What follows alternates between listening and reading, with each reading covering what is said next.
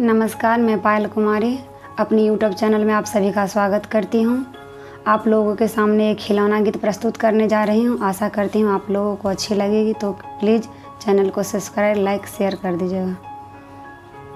दुअरे पर पियवा आबे, हाँसता मुस्कैते आबे। दुअरे पर पियवा आबे, हाँसता मुस्कैते आबे।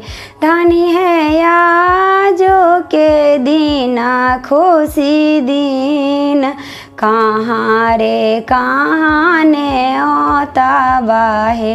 हे धनी है आजो के दीना, खुशी दिन कहाँ रे कहाँ ने ओता बाहे। अरिजन न्यौ तब परिजन न्यौ तब, बबुआ के ममहारा न्यौ तब, अपनी नैहरवा न्यौ तब, आहूँ के ससुररिया न्यौ तब। पिया हो एक नहीं ने हो तब, नाना दिया की जिनका सो हम रूसल छियैयो। ओ पिया हो एक नहीं ने हो तब, नाना दिया की जिनका सो हम रूसल छियैयो।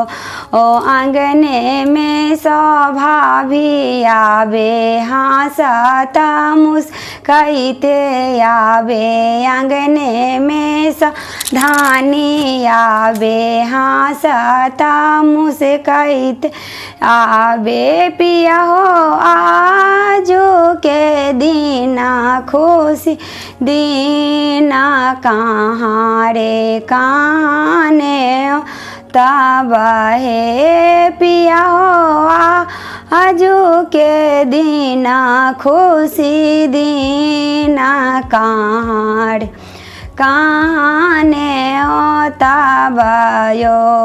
अरिजन न्यौ तब परिजन न्यौ तब, बबुआ के ममहारा न्यौ तब, आहूँ के नैहरवा न्यौ तब, अपनी ससुररिया न्यौ तब।